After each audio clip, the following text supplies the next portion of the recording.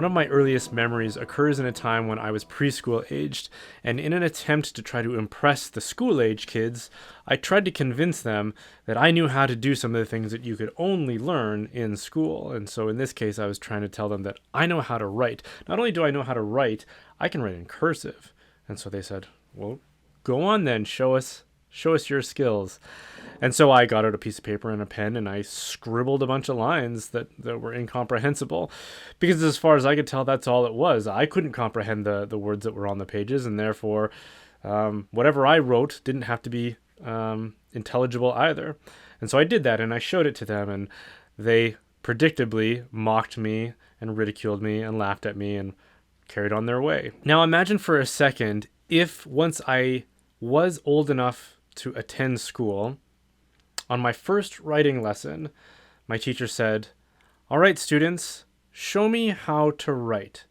And because none of us had actually learned how to write, we predictably did the same little performance. We got out a piece of paper and a pencil and scribbled a bunch of incoherent lines. And instead of correcting us and teaching us how to actually read and write, if instead the teacher said, "Wonderful, students, you're doing it exactly right. You're wonderful just the way you are, and you don't have to change a single thing." And we all got passing grades.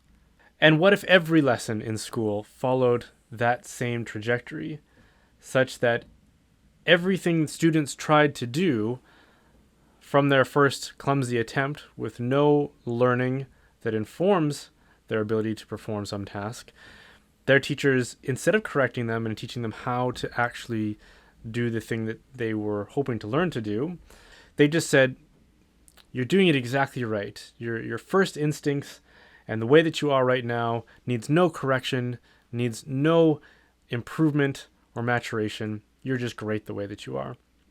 Well, eventually we would look at the institution of education and say, this is unnecessary. If kids are fine the way they are, they need no correction, they need no instruction, they need no prompting towards maturation, then there's no need for education. If it has nothing to offer them and nothing to teach them because they already possess the knowledge and skills that they require, then school at that point becomes redundant. Recently, I was reading an article about the decline of the Church of England and its various communions. In Canada here, we have the Anglican Church. In the United States, they have the Episcopal Church and various other Anglican denomination, or maybe just communities or communions is the word to use. But overall, that English Christian tradition, that church, is in significant decline. And in this particular article, they were lamenting the fact that within a generation, the whole thing was going to be over as far as they could tell, except for maybe some residual places like the Diocese of London might survive that decline. And interestingly enough, the person who I believe was Anglican who was writing this article was lamenting the fact insofar as they understood that the Church of England was something as a part of our heritage, and it was something that they admired, but they didn't really know what it was about it that they wanted to retain. They knew that it has a voice, it has history, it has heritage, and it's impressive to look at least somewhat. You know, the buildings are impressive.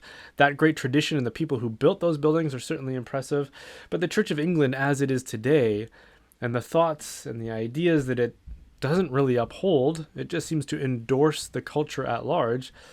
Other than sentiment, there doesn't seem to be a reason for it to exist. And if I'm honest, this metaphor, this anecdote of an education or a school system that simply endorses and affirms people with what little to no knowledge or skills they already possess, it becomes redundant. The Church of England, or any church for that matter, that simply endorses people where they are, that doesn't correct them, that doesn't teach them, really has nothing to offer. Which is why those great cathedral buildings, those great Gothic citadels, have become something of a shell with nothing really inside. And it's no wonder why some of those buildings are being used for festivities and gatherings that have nothing to do with the promulgation of Christianity or the worship of God.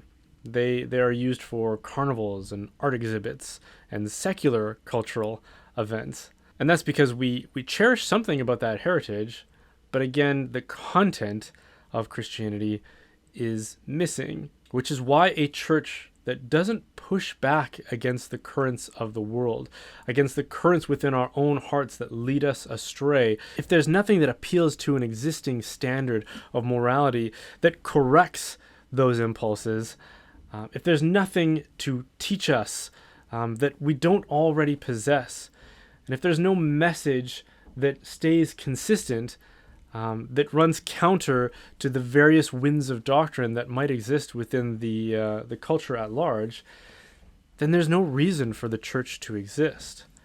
So when people say the church needs to get with the times, the church needs to modernize, the church needs to become more like what we as a culture without the church already are, that's what they're asking for. They're asking for the church to become redundant and unnecessary, in the same way that an education institution that doesn't actually teach its pupils anything is unnecessary and redundant. And I'm not saying that all Catholics or Christians who admire those kinds of sentiments or rehearse them themselves really want the church to go away, but they are inadvertently promoting that outcome. And I think in traditions like the Church of England, where this has now become their fate, I think that there were well-meaning people who initially thought this would be a good thing to harmonize the church with the outside culture so that we could have more harmony with the people around us. But what ends up happening is the church gets swallowed up within that and dissolves its essential character, its essential purpose dissolves within that as well. And so for the few churches and communions and denominations, most of all the true church, the ancient Holy Catholic and Apostolic Church, need to hold fast to the traditions that have been handed on by the apostles and down through every generation, if it wants to have any purpose whatsoever, if it wants to have any reason for being what it is. If it succumbs to this temptation to simply affirm people where they are, then its existence becomes unnecessary. Hey, thanks for watching. The reason I can continue making content like this is because of the generous support of my viewers.